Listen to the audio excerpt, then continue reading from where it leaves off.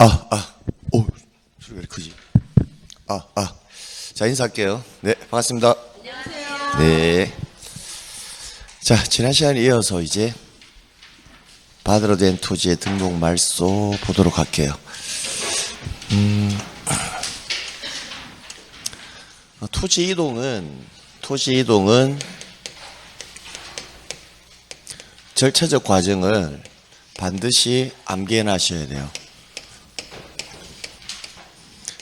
신규 등록, 등록 전환, 분할, 합병, 지목 변경, 바다로 된 토지의 등록 말소, 그다음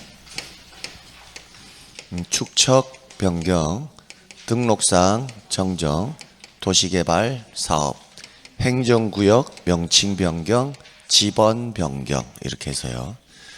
그럼 이런 11가지 사유가 발생을 하게 되면 지적 공부를 다시 정리를 해서 이제 외부에 공시를 해줘야 될 거예요. 그럼 이것만 보면 토지 이동에 따라서 우리는 지적 공부를 정리하는 거잖아요. 그러면 결국은 토지의 뭘 정리하는 거다? 표시를 정리하는 거다라는 거 꼭 기억하셔야 되고요.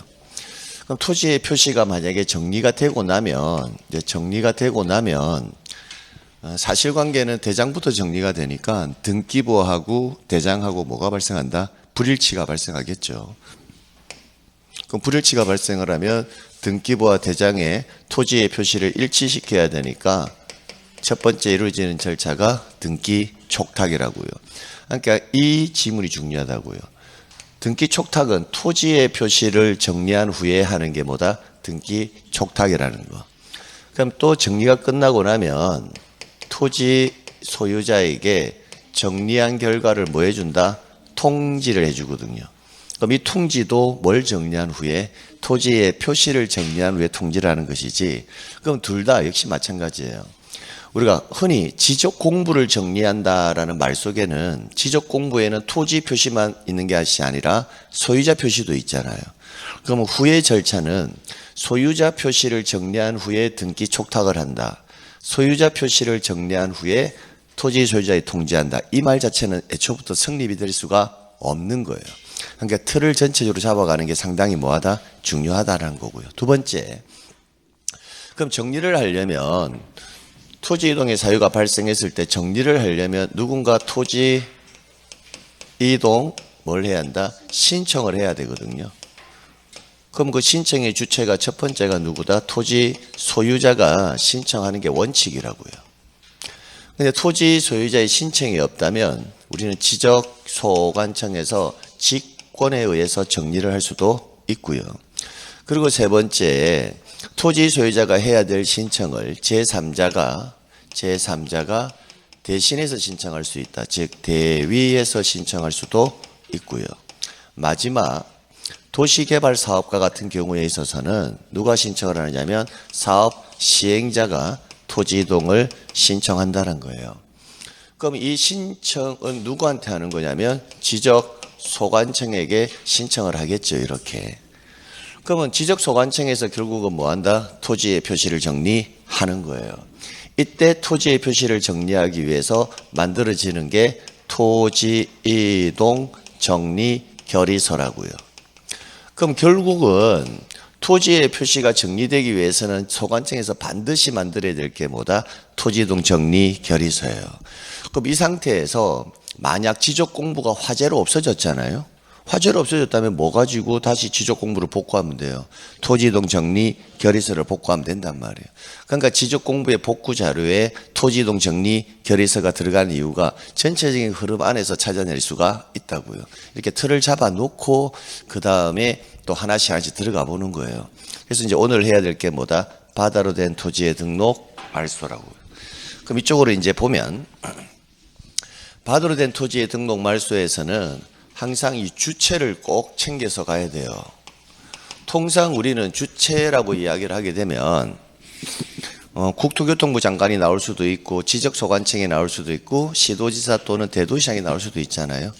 근데 기본적으로 제가 지적소관청은 암기할 필요가 없다 했죠. 다만 국장이 들어가는 장소와 시도지사 또는 대도시 시장에 들어간 장소는 아셔야 돼요. 근데 여기에서는 한 명이 더 추가가 되거든요. 공유수면 관리청이 추가가 돼요.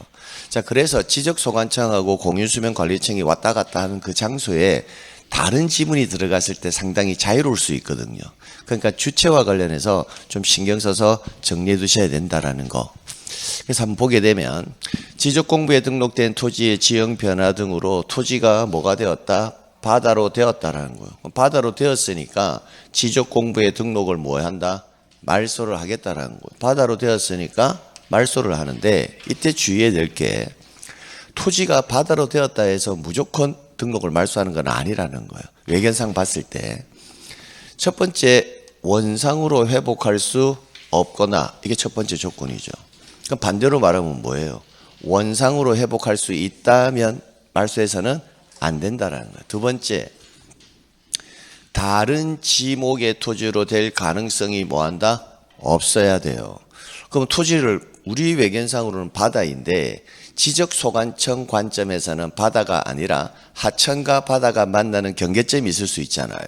그게 토지가 포락이 되었는데도 불구하고 우리가 볼 때는 바다인데 소관청에서 볼 때는 뭐다? 하천으로 편입이 될 수도 있거든요. 그럼 그때는 지목을 뭐로 바꿔야 한다? 하천으로 바꾸는 것이지 등록을 말소하는 것은 아니라는 거예요.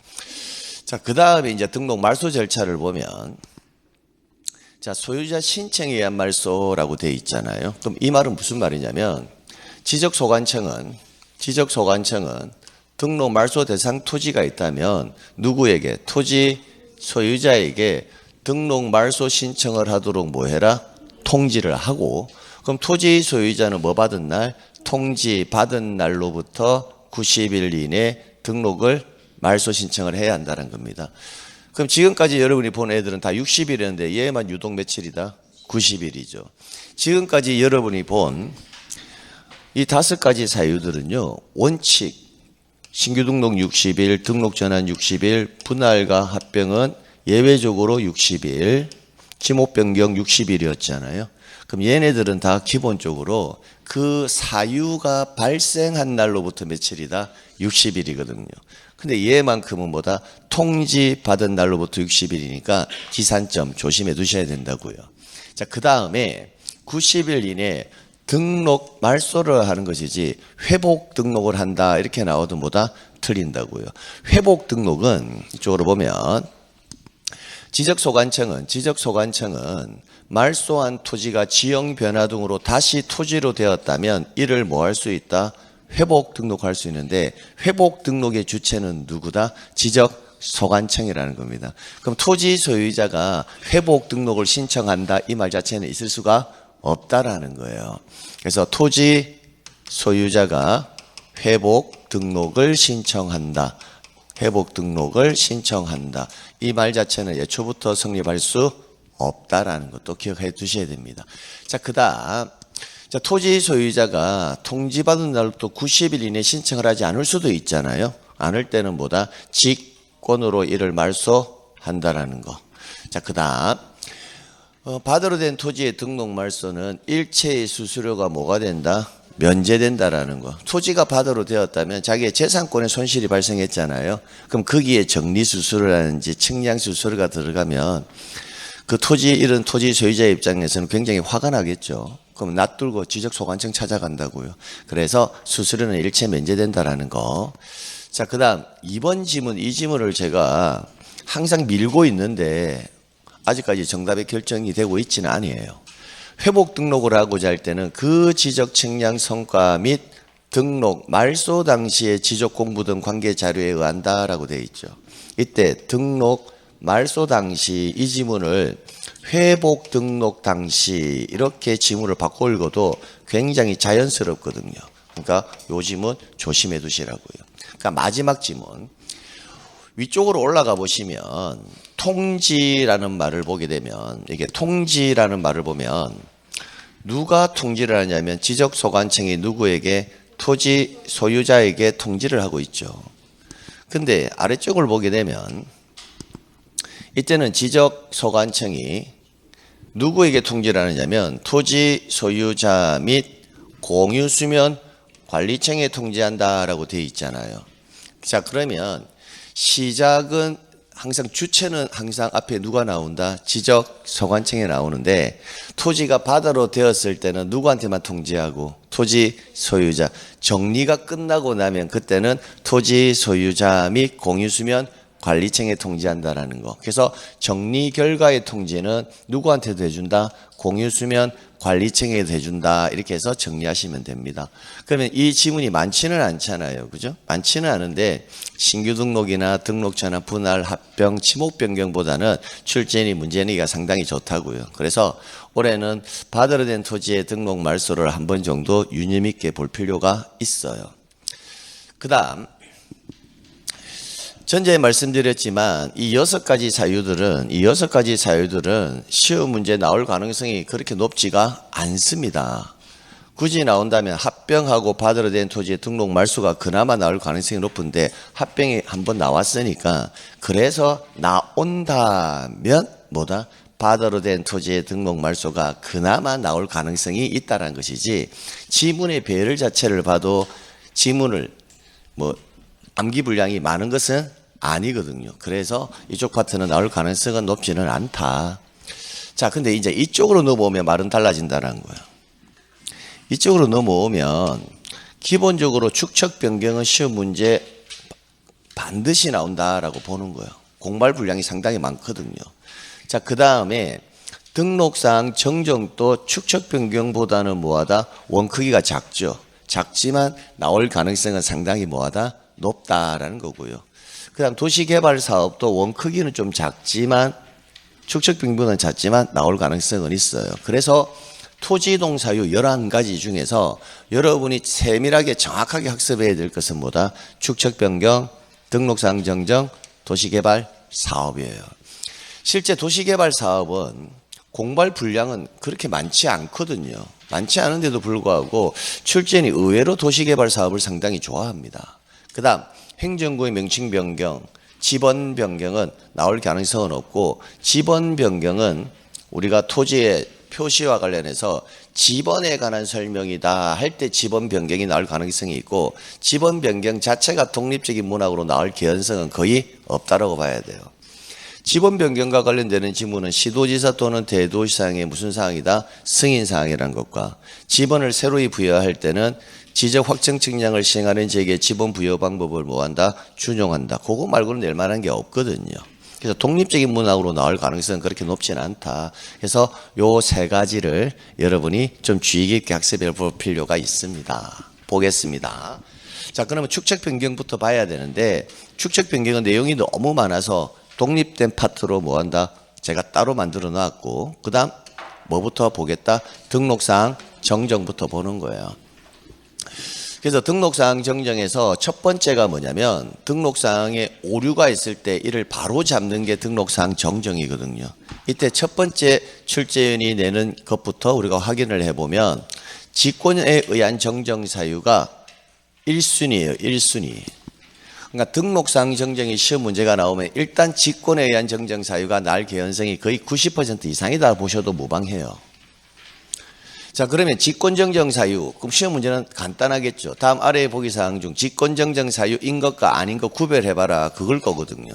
그럼 직권정정 사유를 보게 되면 공통적으로 드러나는 지문들이 있습니다. 여기에 뭐다? 다르게. 여기에 뭐다? 잘못. 그죠? C 지문은 지문이 너무 길어서 안 나와요. 지문이 너무 길어서 안 나오고요. 그 다음에 여기에 잘못. 여기에 뭐다? 다르게. 그 다음에 G 지문에 잘못. 그 다음 I 지문의 면적 환산이 잘못. 이렇게 보시게 되면 다르게 잘못, 잘못, 다르게 잘못, 잘못 해서 다르게 잘못이란 글자가 들어가면 일단 뭐다? 직권 정정 사유가 될 가능성이 높다라고 해야 되지 직권 정정 사유이다라고 해서는 안 된다고요. 과거에는요. 다르게 잘못 들어가면 다 직권정정 사유였어요. 출제위원이 문제를 낼 때. 그러니까 수험생들이 다르게 잘못만 암기해서 들어오는 거나 눈치를 챘나 봐. 그러니까 교묘하게 지금 읽고 있는 지문에서 연속 지적도가 잘못 등록된 경우라는 말은 있어요? 없어요? 없죠. 그런 식으로 지문을 내고 있다라는 거예요, 실제. 자, 그래서 다르게 잘못을 암기할 때는 그냥 암기하지 마시고 일단 다르게 잘못이라 시험 문제가 딱 나오면 다르게 잘못이 들어가면 직권정정될 사유가 개연성이 높아라고 판단을 해놓고 그 안에 들어가는 키워드를 정리해야 된다고요. 토지동 정리, 결의서, 면적의 증감 없이, 그 다음에 작성 또는 제작성 당시 지적 측량 성과와 등록 사항이, 면적 환산이 이렇게 해가지고 형광색 펜 칠한 것을 여러분이 뭐 해야 한다? 암기해야 된다고요. 근데 이걸 순서를 잡아서 토지동 정리 결의서의 내용과 다르게 정리된 경우, 면적의 증감 없이 경계의 위치만 잘못된 경우 이렇게까지 암기할 필요는 없어요. 그냥 다르게 잘못이 들어가면 직권정정사유가 될 개연성이 높은데 그 안에 들어가는 단어를 무작위로 생각나는 대로 암기하시는 게 더 편해요. 지적 측량 성과와 면적 환산이, 등록 사항이, 토지동 정리 결의서와 면적의 증감 없이, 작성 또는 제작성 이 단어가 들어갈 때는 보다 직권정정 사유에 해당한다 이렇게 암기하시는 게 더 효과적입니다. 자, 그리고 나머지 이제 세 가지는요 다르게 잘못이란 글자가 들어가지 않거든요. 그럼 그때는 의결서 사본을 뭐 받은, 송부 받은, 그 다음 토지 합필 제한 규정에 의하여, 그 다음에 등록 전환에 있어서 오차가 허용 범위를 뭐 할 때, 초과할 때, 이렇게 해서 제가 색칠해 놓은 부분, 이 부분을 위주로 해서 여러분이 정리를 해둘 필요가 있습니다. 그래서 1순위가 직권정정의 대상 사유 암기하는 게 1순위고요. 두 번째 이제 그럼 2순위는 뭐냐? 2순위는 등록상 정정 대상 토지의 관리와 발급 열람입니다. 자, 지적소관청은 토지 표시에 잘못이 있음을 발견했을 때는 어떻게 해라? 지체 없이 등록상 정정에 필요한 서류와 등록상 정정 측량 성과도를 작성하고 토지 이동 정리 결의서를 작성한 후 대장의 사유란에 등록상 정정 대상 토지라고 기재하고까지가 지적소관청에서 준비하는 과정이에요. 그러면 소관청에서 등록상의 오류를 발견했잖아요. 그럼 그걸 수정을 해야 될 거거든요. 수정을 하기 위해서 하는 절차가 지금 갈로가 쳐져 있는 이 절차라는 거예요. 그러면 준비가 끝났다면 요거는 조금 생각을 해봐야 돼요. 준비가 끝났죠. 그럼 끝났다면 우리가 기본적으로 토지 이동의 사유가 발생을 했을 때 지적 공부를 정리는 해주는 건 확실한 거고, 그러면 그때 원칙은 직권입니까? 토지 소유자의 신청입니까? 토지 소유자의 신청이죠. 그러니까 이 구조를 항상 가지고 가야 돼요. 그래야 법조문을 이해하기가 쉽다라는 거예요. 그러면 오류를 발견했어요. 그럼 그 오류를 직권으로 하는 것은 원칙이 아니라 토지 소유자가 뭐 한다? 신청을 해야죠.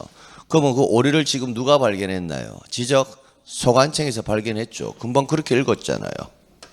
여기서 지적 소관청이 토지 표시에 잘못이 있음을 뭐 했을 때? 발견했을 때라고 했으니까.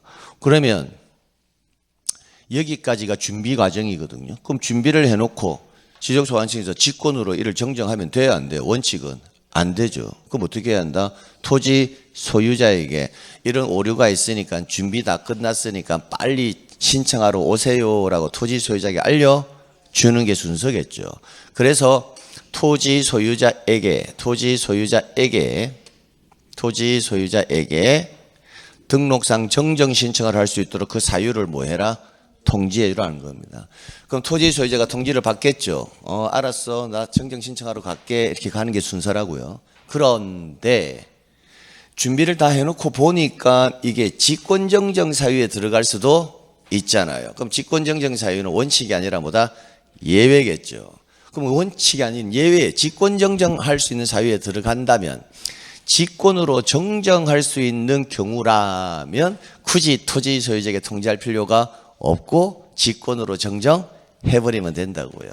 이때는 직권으로 정정을 다 해놓고 나서, 잘 들어야 돼요. 정정을 해놓고 나서 그 말은 뭐예요? 정리를 다 했다라는 거죠. 그럼 정리를 다 했다면 누구에게? 토지 소유자에게 그때 이렇게 정리했습니다라고 뭐 해준다?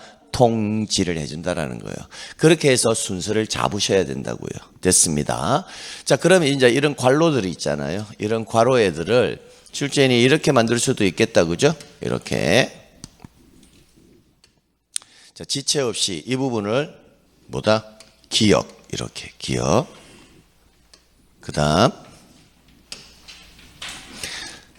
여기를 니은, 여기를 디귿, 여기를 리을 이렇게 해서 기역, 니은, 디귿, 리을 안에 들어갈 용어로 올바르게 연결된 것은 이렇게 낼 수도 있겠다, 그죠? 예, 그런 지문들 체크하고 가란 말이에요. 그러면 이건 제 머릿속에서 나온 게 아니라 과거에 출제위원회 이렇게 문제를 냈다는 겁니다. 한번 냈다면 지적법은 거의 이제 뭐가 되어 있다? 문제 은행화 되어 있다라고 제가 한번 말씀드렸죠. 등기법은 조금 다른데 지적법은 거의 문제 은행화 되어 있으니까 과거에 써먹었던 기출지문을 그대로 써먹는 경우가 거의 90% 이상이에요. 됐고요. 자, 그 다음에 등록상 정정 대상 토지에 관해서 열람 및 발급이라고 되어 있는데 등록상에 오류가 있는 토지에 대해서 누군가에게 발급을 시켜주겠단 말이에요. 정보를. 그러면 발급을 시켜주는 사람 입장에서는 이거 오류가 있는 거니까 정보를 잃고 습득을 할 때 조심해라 라고 경고성 있는 멘트를 조금 거기다가 적어줘야 되지 않겠습니까? 일반인들이 받아들일 때. 그래서 등록상 정정 대상 토지에 대장을 열람하게 하거나 등본을 뭐 할 때는 발급을 할 때는 등록상 정정 대상 토지라고 적은 부분을 흑백의 반전으로 뭐 하거나 표시를 하거나 무슨 색으로? 붉은색으로 적어가지고 조심하세요. 오류가 있는 토지니까 정보 습득에 유의하세요라고 경고성 문구를 이렇게 표시해줘야 한다는 겁니다. 자, 여기까지가 등록상 정정 대상 토지에 관한 시험 지문들이에요. 그런데 이거 외에도 더 있거든요, 지문은. 그럼 여기까지는 여러분이 신경 써서 좀 정리를 하시고요. 그럼 앞쪽에 있는 얘네들은 요즘 거의 출제를 하고 있지 않더라는 겁니다. 앞쪽에 있는 예. 자, 이게 뭐냐면 이쪽으로 잠시만 보게 되면 정정으로 인하여 인접 토지의 경계가 변경된다. 이 표현. 정정으로 인접 토지의 경계가 변경이 되면요. 그림으로 한번 그려보면 자, 이게 17번지 필지고 이게 18번지 필지인데 지금 경계선이 이렇게 돼 있다는 겁니다. 근데 17번지 토지 소유자 갑 18번지 토지 소유자의 갑의 입장에서는 이 경계에 뭐가 있다? 오류가 있다라고 주장하는 거예요. 그러면 경계에 오류가 있다고 주장하고 이 경계가 실제 경계인데 경계가 뒤바뀌어 가지고 잘못 등록되어 있다고 갑이 주장한다고요. 그럼 갑의 입장에서는 뭐라 할까요? 경계를 이렇게 수정해 달라 하겠죠. 그럼 수정을 한다면 갑의 면적은 뭐 한다? 늘어나고 을의 면적은 줄죠. 그럼 이 수정을 할 때는 갑의 의사에 의해서만 수정이 되겠습니까? 안 되죠. 그러니까 이때는 을에 뭐가 필요하다? 승낙서가 필요하다라는 거예요. 그러니까 이런 지문은 과거에는 나오는데 이제는 거의 출제되지 않는다고요. 그래서 인접 토지 소유자의 뭐가 필요하다? 승낙이 필요하다는 거예요. 그럼 을의 입장에서는 승낙서를 줄까요? 안 줄까요? 그렇죠. 여러분의 입장이라면 안 줘요. 그래요. 안 주구나. 난 끝까지 내 거야 이렇게 주장하겠다는 거네. 오류가 틀림없이 있는데도 끝까지 내 거야 이거. 그런 분들만 모였나? 승낙서를 줘야 되겠죠. 줘야 되는데 승낙을 하지 않으면 이 승낙서에 가름하는 뭘 첨부해라? 판결문을 첨부하라는 겁니다. 그러면 이때 경계를 이렇게 수정해야 되잖아요. 그죠? 그럼 수정을 하려면 측량해야 돼, 안 해야 돼요? 해야 되죠. 그러니까 수정을 할 때는 등록상 정정 측량 성과도도 뭐해라 함께 첨부해라라는 겁니다. 그러니까 논리적으로 봐도 아주 이런 지문들은 조금만 우리가 사고력만 있으면 답을 찾아낼 수가 있으니까 거의 정답의 결정 요소로 작용하지 않는다고요. 그렇습니다. 그 다음에 이제 이거는 이제 소유자에 관한 사항이기 때문에 자 봐봐요. 토지 소유자에 관한 사항에 정정을 한다. 정정. 그럼 등록상 정정에는 두 가지 유형이 있겠죠. 토지 표시에 관한 사항에 정정이 있을 수 있고 소유자 표시에 관한 사항에 정정이 있을 수 있잖아요. 그럼 소유자 표시에 관한 정정은요. 토지 이동에 해당할까요? 해당하지 않을까요? 해당하지 않는다고요. 그러니까 등록상의 정정이 토지 이동에 들어와 있는 이유는 토지 표시에 관한 사항의 정정이니까 토지 이동에 들어와 있는 것이지 소유자 표시에 관한 정정은 토지 이동의 사유는 아니라고요. 아닌데도 왜 들어와 있느냐? 지적공부의 토지 소유자도 등록사항은 맞으니까. 근데 토지 이동의 사유는 아니라고요. 자, 그래서 토지 소유자에 관한 사항은 토지 이동 파트와 결을 달리해서 따로 뭐한다? 정리하는 부분이라고요. 그럼 소유자에 관한 사항에 오류가 있다면 정정을 하려면 근거 자료가 필요할 거잖아요. 그럼 그 근거 자료가 등기되어 있다면, 자, 토지 소유자에 관한 사항이라면 등기되어 있다면 등기 필증, 등기 완료 통지서, 등기사항 증명서, 등기관세에서 제공한 등기 전산 정보 자료에 따라 이를 정정하면 된다고요. 줄여서 필통사전에 의해서 이를 정정하면 된다라는 겁니다. 여기까지 왔죠. 근데 이제 미등기예요. 등기가 되어 있지 아니하다면 필통사전이 있을 수 없잖아요. 그때는 가족관계 기록사항에 관한 증명서에 따라 이를 정정하여야 한다라는 겁니다. 그럼 이렇게 해서 등록사항 정정이 마무리가 되는 거예요. 느낌이 어때요? 신규 등록이나 등록 전환이나 분할이나 이런 애들하고 느낌은 좀 사뭇 다르잖아요. 아, 암기할 게 좀 있네라는 느낌이 딱 들죠. 두 번째, 암기할 게 있네라는 느낌이 드는 순간, 아, 직권정정 사유가 좀 암기하기가 조금 어렵겠다라는 생각이 좀 들죠. 그러니까 직권정정 사유가 항상 1순위예요. 그 말은 무슨 말이냐면 지적법에서 일단 해당 부분이 시험 문제 나온다라고 판단을 지었을 때는 일단 내가 조금 고기가 암기하기 싫어 이런 애들은 항상 시험 문제 나온다라고 보시면 돼요. 근데 여러분들은 암기를 해도 순서를 잡지 않고 내가 하고 싶은 것부터 암기를 하니까 문제인 거예요. 출제위원이 요구하는 암기를 해야 되는데 공부를 할 때 공부는 한다는 거죠. 하게 되면 이런 것도 직권정정 사유부터 1순위가 암기사항인데 경계 이런 것부터 암기한다는 거예요. 공부는 하니까 정정으로 인하여 인접토지의 경계가 변경이 되면 승낙서에 의해서 판결에 의해서 등록상 정정 측량 성과들을 뭐한다? 첨부한다. 이런 것부터 암기한다고요. 이런 것부터 암기하고 이제 진 다 빠지니까 뭐한다? 하루 지나가 버리고 다음 주에 오면 뭐한다? 직권정정 사유는 공부되어 있지가 않고. 그러니까 공부를 할 때 항상 순서를 잡아서 이렇게 정리해 주셔야 된다고요. 반드시 나온다는 것부터 먼저 정리하는 게 순서라는 겁니다. 자, 그 다음에 자, 도시개발 사업요. 도시개발 사업은요. 솔직히 저는 이 도시개발 사업은 출제인이 왜 많이 내는지 잘 이해를 못 하겠어요. 근래에 지금 정말 많이 나왔거든요. 이렇게 등록사항 정정과 거의 뭐다? 비슷한 수준으로 시험 문제가 나오고 있어요. 그래서 도시개발 사업과 관련해서는요. 일단 한번 제가 정리를 빠르게 한번 해드릴게요. 일단 보세요. 도시개발 사업은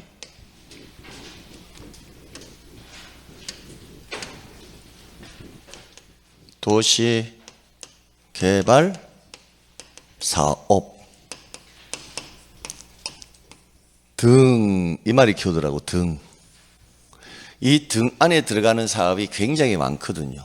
요즘 이 출제인이 등에 꽂혔나 봐요. 즉, 등 안에 들어가는 사업의 종류가 상당히 많은데 그걸 다 암기할 필요는 없어요.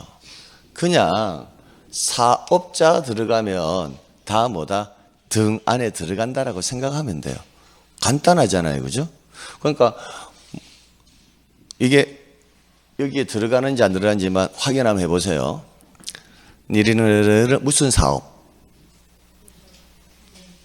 들어가요? 왈라왈라 사업. 들어갑니까? 무조건 사업자 나오면 다 도시개발 사업 안에 들어가는 거예요. 농어촌 정비 사업 들어간다고. 주택건설 사업 들어간다고요. 토지개발 사업 들어간다. 사업자 나오면 무조건 저 등 안에 들어가는 거예요.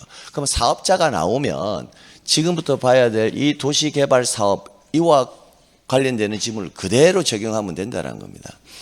그럼 첫 번째는 뭐냐면 사업이 완료되면 기본적으로 사업이 완료되면 사업 시행자는 신고도 하고 뭐도 한다? 신청도 해야 됩니다.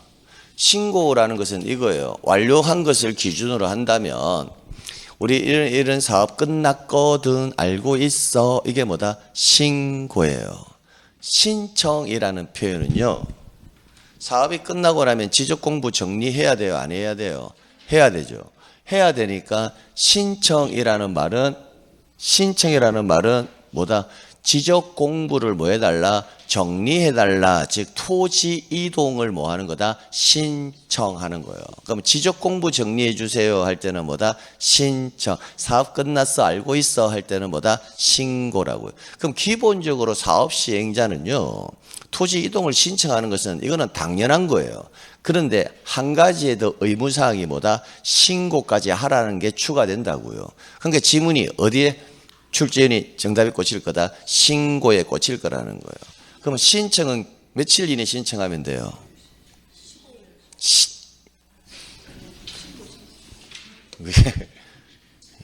이 얘네들은 신청 의무가 부과된다 안 된다? 안 된다. 도시개발 사업은 신청 의무의 부과가 없어요. 그러니까 신고냐 신청 글자 한 글자 차이 때문에 여러분이 실수할 수 있으니까 낸다고요. 그래서 신청은요. 별도의 기간이 없어요. 사업이 완료되면 지적공부 정리를 위해서 토지이동 신청하는 거는 맞아요. 근데 언제까지 신청해라 별도의 기간이 있다 없다? 없다라고요. 근데 신고가 며칠이다? 15일 이내에 신고하라라고 되어 있거든요. 그러면 이런 신고든 신청이든 사업 시행자는 누구한테 한다는 겁니까? 지적 소관청. 그럼 시도지사에게 신고한다. 이러면 뭐다? X. 시도지사에게 신청한다. 이렇게 해도 X. 이 아주 기본적인 것들, 그런 것들. 자, 그럼 사업 시행자가 토지 이동을 신청해야 되는데 만약 사업 시행자가 파산할 수 있잖아요. 파산하면 도망다니기 바쁘거든요. 그럼 이때는 사업 시행자가 신청할 수가 없으니까 입주 예정자, 시공을 뭐한 자, 보증한 자가 토지 이동을 신청한다고요. 두 번째는 뭐냐면요. 해당 사업이 환지를 수반하는 경우입니다. 환지를 수반할 경우에는 사업 완료 신고로서 토지 이동 신청에 가름한다라고 되어 있거든요. 그 말은 뭐만 하면 된다는 거다? 신고만 하면 되지 신청은 할 필요가 없다라는 거예요. 근데 이 경우는 앞에 단서를 붙여야 돼요. 뭘 수반한다? 환지를 수반한다는 단서가 붙어 있어야 된다는 겁니다. 자, 그 다음에 세 번째는요. 토지 소유자가 토지 이동을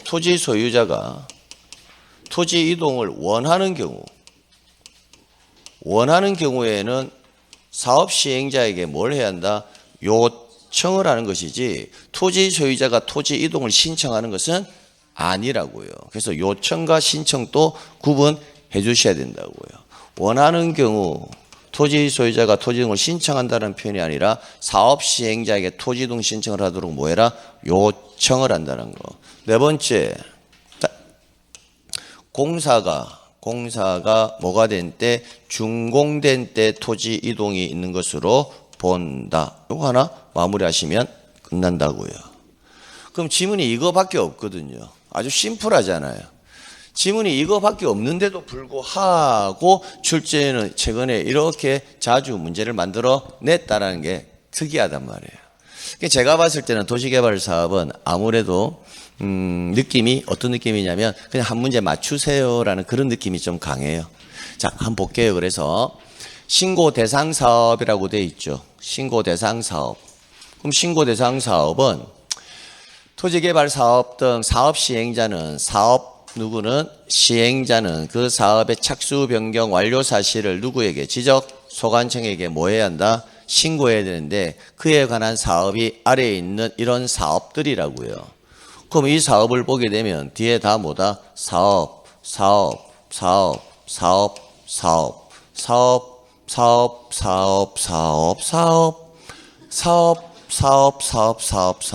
이거 들어가면 다 뭐해라?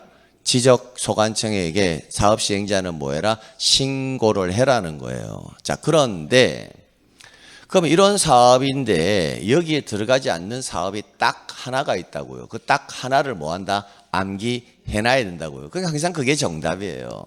그럼 사업자가 이렇게 많은데 이 신고 대상 사업, 이 사업에 쭉 사업자 나오면 다 맞는데 딱 하나는 아니다고요. 지적재조사 사업이라고요. 지적재조사 사업은 여기에 해당하지 않거든요. 두 번째, 지금 여러분은 무슨 사업을 보고 있죠? 도시개발 사업을 보고 있거든요. 그럼 도시개발 사업이 완료되는지요? 그럼 이 아래에 있는 사업 다 해당하겠죠. 이 아래 사업이 다 해당하는 사업들은 다 도시개발 사업 안에 들어가니까 측량을 하면 무슨 측량을 할 거다? 지적 확정 측량을 할 거라는 거예요. 이렇게. 그러면 도시개발 사업 이렇게 암기하지 말고 그래서 도시개발 사업 등 이렇게 암기하라는 이유가 크게 있다고요. 사업자 들어가면 다 무슨 측량을 한다? 지적 확정 측량을 한다고요. 그런데 지적재조사 사업은 여기에 들어가지 않잖아요. 그럼 지적재조사 사업이 이루어지는 지역에서는 무슨 측량을 하느냐면 지적재조사 측량을 하거든요. 이렇게. 그러니까 딱 헷갈리기 좋단 말이에요. 여기까지 오셨고요. 그러면 그런 사업은 신고 사유가 발생한 날로부터 며칠 이내에 신고를 해라. 15일. 누가? 사업 시행자가 누구에게? 지적소관청에게 됐습니다. 자, 그리고 나서 이제 우리 지적 공부 정리해야 되잖아요. 그러니까 토지 이동이 있다면 누가? 사업 시행자가 누구에게? 지적소관청에 그 이동을 뭐 해라? 신청하라라는 거예요. 이때는 별도의 기간이 정해져 있지 않다라는 겁니다. 그런데 이때 사업 시행자가 뭐 할 수도 있다? 파산을 했다면 도망다니기 바쁘니까 시공을 보증한 자 또는 입주 예정자가 누구를? 사업 시행자를 대신해서 신청할 수 있다고요. 그 다음 신청 대상 지역이 뭘 수반하고 있다? 환지를 수반할 수도 있다고요. 그때는 완료 신고로서 이를 가름한다. 뭘 가름한다? 토지 이동 신청에 가름한다라는 겁니다. 그 다음 해당 토지 소유자가 이동을 뭐 하는 경우? 원할 경우에는 누구에게? 사업 시행자에게 그 토지 이동을 신청하도록 뭐 해라? 요청을 하는 것이지 토지 이동을 신청하는 것은 아니다라는 겁니다. 그럼 토지 이동의 시기는 토지의 형질 변경 등의 공사가 뭐가 된 때? 준공된 때 토지 이동이 있는 것으로 본다. 그럼 이런 질문 또 공사가 착공된 때 있는 것으로 본다. 이라면 뭐다?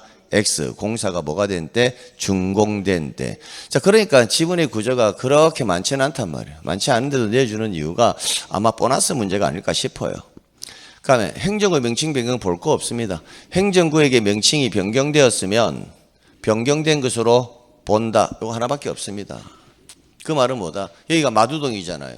그럼 오늘 밤 12시로 기해서 마두동은 마상동으로 행정구의 명칭을 바꾼다라고 공표가 나면 오늘 밤 12시가 넘어가는 순간 여기는 뭐다? 마상동으로서의 효력이 발생한다라는 거예요. 됐습니다. 됐고요. 자, 그 다음 넘어갑니다. 자, 축적 변경은 좀 이따가 볼게요. 축적 변경은 좀 이따가 봅니다. 쭉 넘기세요. 좀 넘기세요. 자, 축적 변경은 넘기시고요. 자, 이제 이쪽으로 오는 거예요. 그럼 이제 이쪽으로 오면 축적 변경은 넘기시고요. 끝났잖아요. 끝났으니까 누군가 토지 이동 신청을 누구에게? 지적 소관청에 해야 되겠죠. 원칙은 토지 소유자, 직권으로 할 수도 있고, 그다음에 제3자가 뭐 할 수도 있다? 대위 신청할 수도 있고, 도시개발 사업은 누가 한다? 사업 시행자가. 그럼 다 봤는데 대위 신청 이거 하나만 안 받잖아요. 그러니까 대위 신청의 사유가 4가지가 있거든요. 그럼 그 4가지를 확인하러 가는 겁니다. 토지 소유자 이런 지문들을 앞서서 다 봤기 때문에 따로 볼 필요는 없고, 신청의 뭐다? 대위. 이거는 한번 보고 간다고요. 신청의 대위는 여기에 뭐라고 되어 있다? 24회라고 되어 있잖아요. 그 이후부터 한 번도 안 나왔어요. 그 전에도 한 번도 나오지 않았고요. 딱 한 번 나왔다는 거죠. 36회 동안 시험 동안. 나올 가능성이 있을까 없을까? 없다라고 봐야 되지 않겠냐는 거예요. 그럼 토지 소유자가 해야 될 신청들인데 다음과 같은 자가 토지 소유자를 뭐하여? 대위해서 신청을 할 수 있다. 단 등록상 정정 대상 토지는 제외한다. 그래서 이런 지문 하나 정도는 좀 가져가라고요. 대위 신청은 할 수는 있는데 그것이 오류가 있는 토지에 대해서는 오류를 바로 잡기 전까지는 대위할 수가 없다라는 거예요. 오늘 바로 잡기 전까지는 됐고요. 자, 그래서 대위는요, 이렇게 암기하세요. 한 번 정도 모의고사용으로 가져가실 분들은요, 공공사업 등으로 인하여 국가 또는 지자체가 취득하는 토지, 주택법에 의한 공동주택 부지, 민법 404조에 의한 채권자 대위, 이렇게 해서 밑줄 친 지문들만 가볍게 가져가시면 됩니다. 그럼 이런 밑줄 친 지문이 나오면 뒤에 뭐 할 수 있다? 대위 신청할 수 있다, 이렇게 가시면 돼요. 근데 굳이 이걸 가지고 우리가 문제를 내가 한번 만들고자 한다면, 문제를 하나 만들고자 한다면 어떻게 문제를 만들 수는 있냐면 1번 지문과 3번 지문을 보면 사업 시행자라는 표현이 나오거든요. 공공사업 등으로 인해서 누가 사업 시행자가 뭐 할 수 있다? 대위 신청할 수 있고, 3번 지문 또 주택법에 의한 공동주택 부지인 경우에는 관리인 또는 뒤에 뭐다? 사업 시행자가 뭐 할 수 있다? 대위 신청할 수 있다라는 표현이 나오잖아요. 근데 위에 사업은 무슨 사업이죠? 공공사업이죠. 아래는요, 주택법에 의한 공동주택 부지인 경우잖아요. 그러면 금방 우리는 사업 시행자라는 표현을 한 번 더 들었거든요. 무슨 사업? 도시개발 사업 있잖아요. 그럼 도시개발 사업에 있어서 해당 사업은 토지 소유자가 해야 될 신청을 사업 시행자가 대위 신청해야 한다는 말은 여기에 성립이 된다, 안 된다? 안 된다라는 거예요. 왜? 도시개발 사업에서의 사업 시행자의 신청은요, 토지 소유자가 해야 될 신청을 사업 시행자가 대위하는 것이 아니고요, 별도로 구성되어 있잖아요. 원래부터 도시개발 사업은 누가 토지동 신청권자다? 사업 시행자거든요. 그래서 사업 시행자의 대위에서 요 지분을 가지고 모의고사 문제를 만약에 만든다면, 굳이 만든다면 도시 개발 사업에 있어서 사업 시행자가 뭐 한다? 대위 신청한다. 대위 신청한다. 이 표현은 성립이 된다, 안 된다? 안 된다라는 거예요. 굳이 만들고자 한다면. 그러니까 모의고사 문제를 누군가 이런 문제를 낸다면 이런 유형의 지문을 내는 경우가 거의 뭐다? 99.99%예요. 따로 낼 것이 없기 때문에. 또는 이 지문에 들어가지 않는 지문, 이상한 것을 끌고 와가지고 낼 수는 있어요. 자, 그래서 과거 24회 때 나왔던 것은 주차 건물에 대한 머시기 나온 적이 있었습니다. 근데 나올 가능성은 거의 있다, 없다? 없다라고 보는 거죠. 그 다음 이제 이쪽으로 보는 거예요. 그래서 끝났고요. 그럼 누구한테 신청한다고요? 지적 소관청. 그럼 소관청에서는 지적 공부를 뭐 한다? 정리하잖아요. 뭘 작성해서? 토지정 정리 결의서. 그럼 여기에서 이제 또 보시라고요. 이때 지적 공부를 정리한다라는 것은 뭘 정리하는 거죠? 토지의 표시를 정리하는 거죠. 토지의 표시에 뭐가 있습니까? 소재, 지번, 지모, 경계, 면적이 있잖아요. 물론 좌표는 경계와 같은 개념이니까. 그걸 정리하겠다는 말 아닙니까? 맞죠? 예. 네. 그러면 소재는 이미 결정되어 있으니까 어떻게 정리하는지는 변론으로 하고, 그럼 지번은 어떻게 정리할 거냐, 지목은 어떻게 정리할 거냐, 이 문제 아닙니까? 그럼 지번은 어떻게 정리할 거냐면, 지번이 정리되는 경우는 뭐다? 신규 등록, 등록 전환, 분할, 합병, 그 다음 지적 확정 측량을 시행하는 지역, 도시개발 사업, 이거 아닙니까? 준용하는 경우가 세 가지, 뭐다? 행정구역 개편, 지번 변경, 축척 변경. 이럴 때 뭐다? 지번을 정리해줘야 되잖아요. 그럼 정리하는 방법은 토지 표시에서 이미 다 배웠다라는 거. 신규 등록할 때는 어떻게 해라?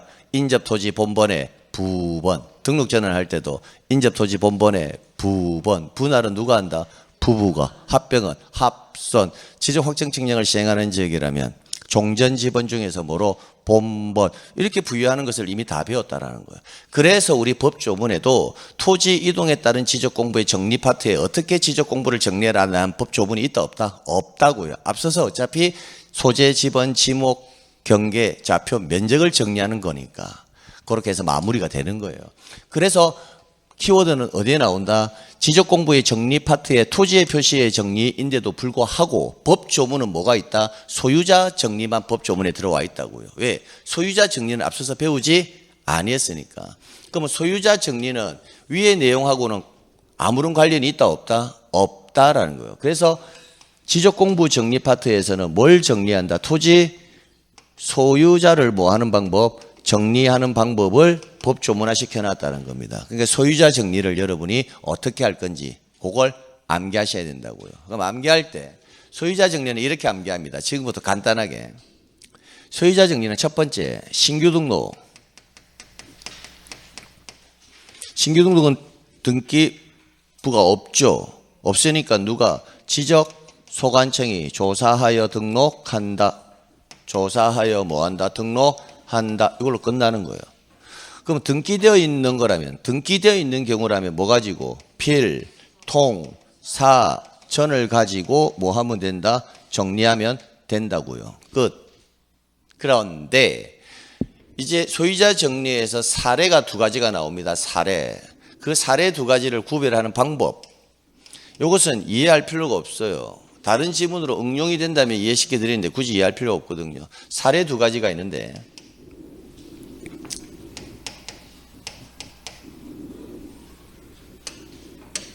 이거 뭐야? 아, 이거구나.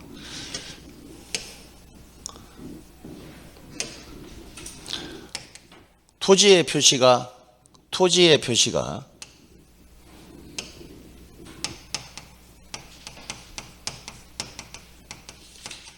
표시가 불일치한 경우 시험 지문에서 토지 소유자 정리에 관한 설명이다 이렇게 시험 문제가 딱 나왔단 말이죠. 나왔는데 사례가 나오는데 토지의 표시가 뭐하다? 불일치한 경우 이 사례가 하나가 있고 또 두 번째 사례는 열람